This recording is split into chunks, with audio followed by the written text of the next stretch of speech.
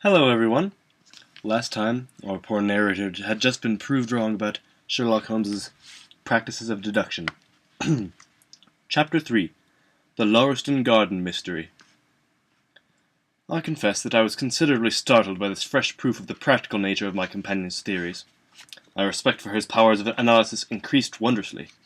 There still remained some lurking suspicion in my mind, however, that the whole thing was a prearranged episode, intended to dazzle me, though what earthly object he could have in taking me in was past my comprehension. When I looked at him, he had just finished reading the note, and his eyes had assumed the vacant, lackluster expression which showed mental abstraction. "How in the world did you deduce that?" I asked. "Deduce what?" said he, petulantly. "Why, that he was a retired sergeant of the Marines." "I have no time for trifles," he answered briskly. Then, with a smile, "Excuse my rudeness. You broke the thread of my thoughts. But perhaps it is as well. So you actually were not able to see that that man was a sergeant of the Marines?" "No, indeed." "It was easier to know it than to explain why I know it. If you were asked to prove that 2 and 2 made 4, you might find some difficulty, and yet you are quite sure of the fact. Even across the street I could see a great blue anchor tattooed on the back of the fellow's hand. That smacked of the sea. He had a military carriage, however, and regulation side whiskers. There we have the Marine. He was a man with some amount of self-importance and a certain air of command. You must have observed the way in which he held his head and swung his cane. A steady, respectable, middle-aged man, too, on the face of him. All facts which led me to believe that he had been a sergeant." "Wonderful!" I ejaculated. "Commonplace," said Holmes, though I thought from his expression that he was pleased with my evident surprise and admiration. "I said just now that there were no criminals. It appears that I am wrong. Look at this!" He threw me over the note which the commissionaire had brought. "Why," I cried as I cast my eye over it, "this is terrible!" "It does seem to be a little out of the common," he remarked calmly. "Would you mind reading it to me aloud?" This is the letter which I read to him. "My dear Mr. Sherlock Holmes, there has been a bad business during the night at 3 Lauriston Gardens, off the Brixton Road. Our man on the beat saw a light there about 2 in the morning, and as the house was an empty one, suspected that something was amiss. He found the door open, and in the front room, which is bare of furniture, discovered the body of a gentleman, well dressed and having cards in his pocket bearing the name of Enoch J. Drebber, Cleveland, Ohio, USA. There had been no robbery, nor is there any evidence as to how the man met his death.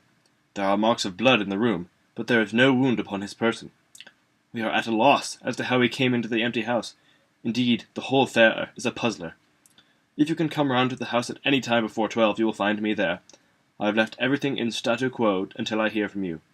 If you are unable to come, I shall give you fuller details, and would esteem it a great kindness if you would favour me with your opinions. Yours faithfully, Tobias Gregson." "Gregson is the smartest of the Scotland Yarders," my friend remarked.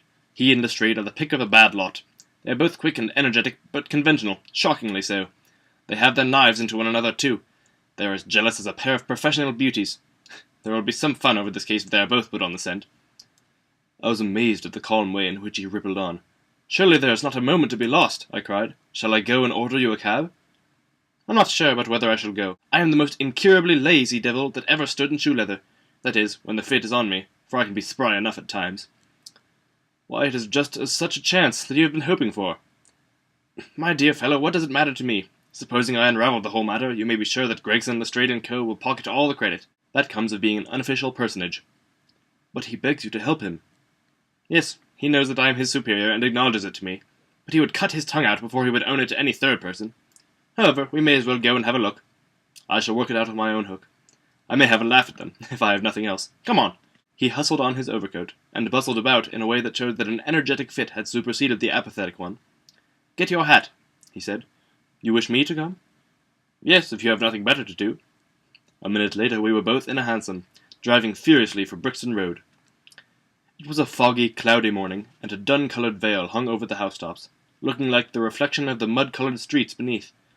My companion was in the best of spirits, and prattled away about Cremona fiddles and the difference between a Stradivarius and an Amati.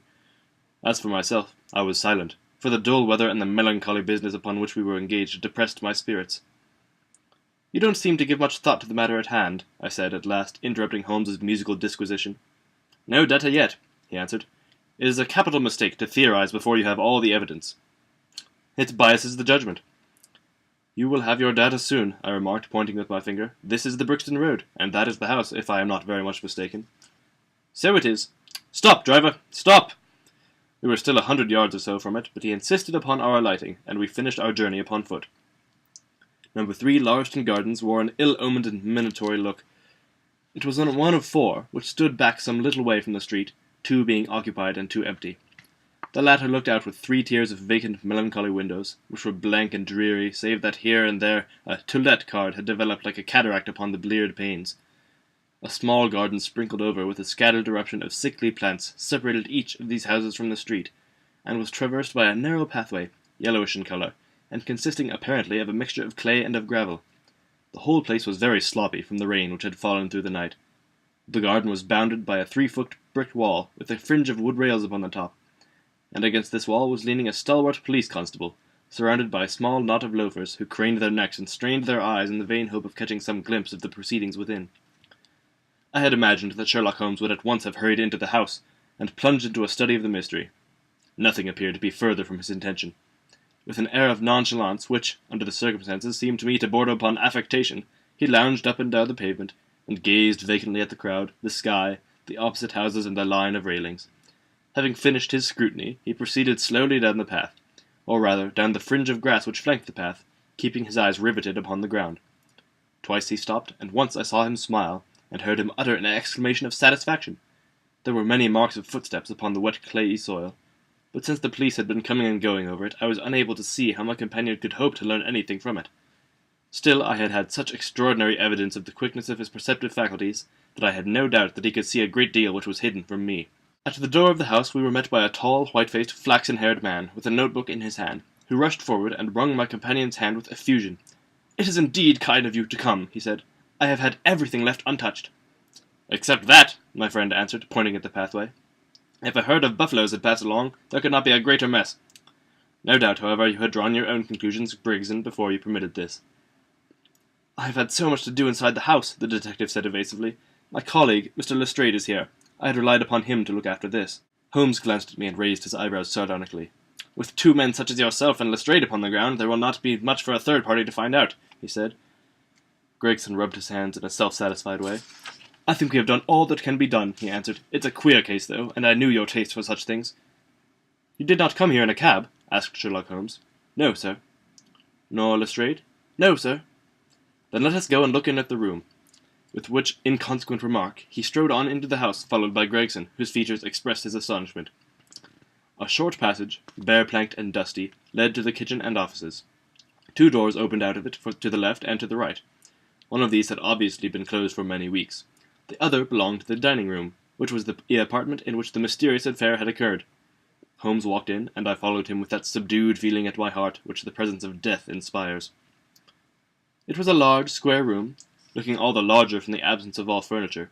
A vulgar flaring paper adorned the walls, but it was blotched in places with mildew, and here and there great strips had become detached and hung down, exposing the yellow plaster beneath. Opposite the door was a showy fireplace, surmounted by a mantelpiece of imitation white marble. On one corner of this was stuck the stump of a red wax candle. The solitary window was so dirty that the light was hazy and uncertain, giving a dull grey tinge to everything, which was intensified by the thick layer of dust which coated the whole apartment. All these details I observed afterwards. At present my attention was centred upon the single grim, motionless figure, which lay stretched upon the boards, with vacant, sightless eyes staring up the discoloured ceiling. It was that of a man about 43 or 44 years of age, middle-sized, broad-shouldered, with crisp curling black hair, and a short, stubbly beard. He was dressed in a heavy broadcloth frock-coat and waistcoat, with light-coloured trousers, an immaculate collar and cuffs. A top hat, well brushed and trim, was placed upon the floor beside him. His hands were clenched and his arms thrown abroad, while his lower limbs were interlocked as though his death struggle had been a grievous one. On his rigid face there stood an expression of horror, and, as it seemed to me, of hatred, such as I have never seen upon human features. This malignant and terrible contortion, combined with the low forehead, blunt nose, and prognathous jaw, gave the dead man a singularly simious and ape-like appearance, which was increased by his writhing, unnatural posture. I have seen death in many forms, but never has it appeared to me in a more fearsome aspect than in that dark, grimy apartment, which looked out upon one of the main arteries of suburban London. Lestrade, lean and ferret-like as ever, was standing by the doorway, and greeted my companion and myself. "This case will make a stir, sir," he remarked. "It beats anything I have seen, and I am no chicken." "There is no clue?" said Gregson. None at all, chimed in Lestrade. Sherlock Holmes approached the body, and, kneeling down, examined it intently. "You are sure that there is no wound?" he asked, pointing to numerous gouts and splashes of blood which lay all round. "Positive!" cried both detectives. "Then, of course, this blood belongs to a second individual, presumably the murderer, if murder has been committed. It reminds me of the circumstances attendant on the death of Van Jansen in Utrecht in the year 34. Do you remember the case, Gregson?" "No, sir." "Read it up. You really should. There is nothing new under the sun. It has all been done before." As he spoke, his nimble fingers were flying here, there, and everywhere, feeling, pressing, unbuttoning, examining, while his eyes wore the same far-away expression which I have already remarked upon. So swiftly was the examination made that one would hardly have guessed the minuteness with which it was conducted. Finally, he sniffed the dead man's lips, and then glanced at the soles of his patent leather boots. "He has not been moved at all?" he asked. "No more than was necessary for the purpose of our examination." "You can take him to the mortuary now," he said. "There is nothing more to be learned." Gregson had a stretcher and 4 men at hand.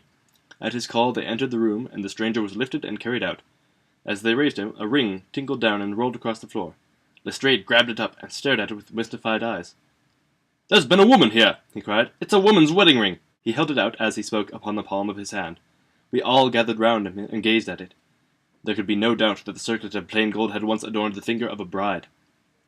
"This complicates matters," said Gregson. "Heaven knows, they were complicated enough before." "You're sure it doesn't simplify them?" observed Holmes. "There's nothing to be learned by staring at it. What did you find in his pockets?" "We have it all here," said Gregson, pointing to a litter of objects upon one of the bottom steps of the stairs. "A gold watch, number 97163, by Barrard of London. Gold Albert chain, very heavy and solid. Gold ring, with Masonic device. Gold pin, bulldog's head with rubies as eyes. Russian leather card case, with cards of Enoch J. Drebber of Cleveland, corresponding with the E.J.D. upon the linen. No purse, but loose money to the extent of £7.13. Pocket edition of Boccaccio's Decameron, with the name of Joseph Stenderson upon the fly-leaf. 2 letters, one addressed to E.J. Drebber and one to Joseph Stenderson." "At what address?" "American Exchange, Strand, to be left till called for. They are both from the Guiana Steamship Company, and refer to the sailing of their boats from Liverpool. It is clear that this unfortunate man was about to return to New York." "Have you made any inquiries as to this man Stangerson?" "I did it at once, sir," said Gregson. "I have had advertisements sent to all the newspapers, and one of my men has gone to the American Exchange, but he has not returned yet." "Have you sent to Cleveland?" "We telegraphed this morning." "How did you word your inquiries?" "We simply detailed the circumstances, and said that we should be glad of any information which could help us." "You do not ask for particulars on any point which appeared to you to be crucial?" "I asked about Stangerson." "Nothing else. Is there no circumstance on which this whole case appears to hinge? Will you not telegraph again?" "I have said all I have to say," said Gregson in an offended voice. Sherlock Holmes chuckled to himself, and appeared to be about to make some remark, when Lestrade, who had been in the front room while we were holding this conversation in the hall, reappeared upon the scene, rubbing his hands in a pompous and self-satisfied manner. "Mr. Gregson," he said, "I have just made a discovery of the highest importance, and one which would have been overlooked had I not made a careful examination of the walls." The little man's eyes sparkled as he spoke, and he was evidently in a state of suppressed exultation at having scored a point against his colleague. "Come here," he said, bustling back into the room, the atmosphere of which felt clearer since the removal of his ghastly inmate. "Now, stand there." He struck a match on his boot and held it up against the wall. "Look at that," he said triumphantly. I have remarked that the paper had fallen away in parts.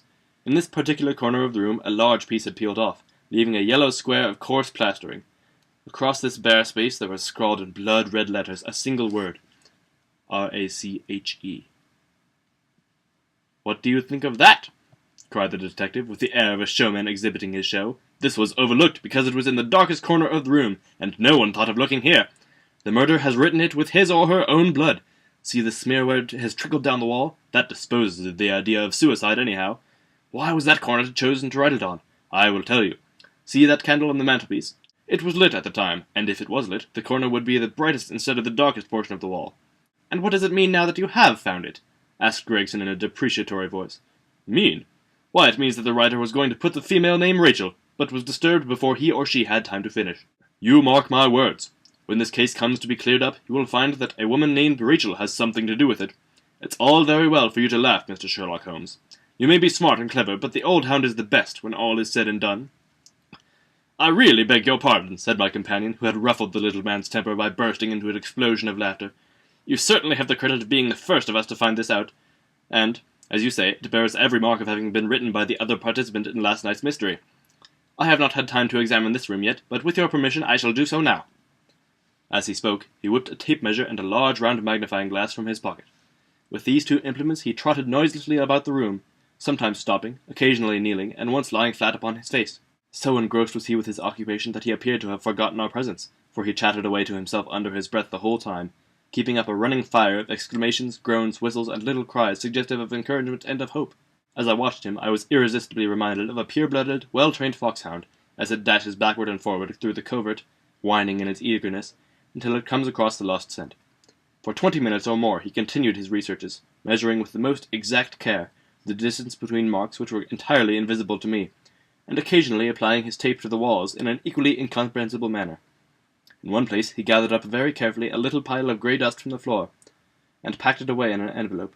Finally he examined with his glass the word upon the wall, going over every letter of it with the most minute exactness.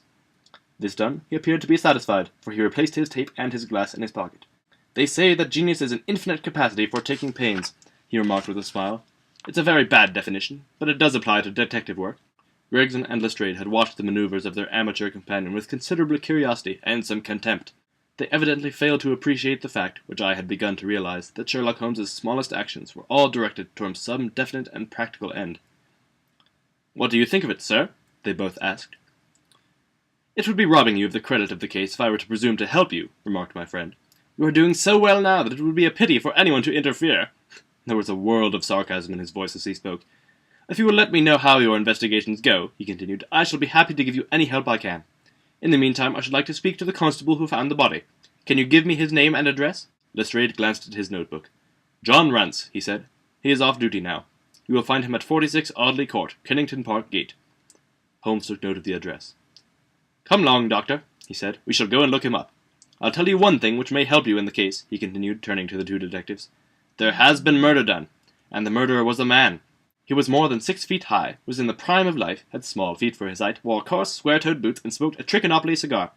He came here with his victim in a four-wheeled cab, which was drawn by a horse with 3 old shoes and 1 new one on his off foreleg. In all probability, the murderer had a florid face, and the fingernails of his right hand were remarkably long. These are only a few indications, but they may assist you." Lestrade and Gregson glanced at each other with an incredulous smile. "If this man was murdered, how was it done?" asked the former. "Poison," said Sherlock Holmes curtly, and strode off. "One other thing, Lestrade," he added, turning round at the door. "Rach is the German for revenge, so don't lose your time looking for Miss Rachel." With which Parthian shot he walked away, leaving the two rivals open-mouthed behind him. What an ending. See you tomorrow.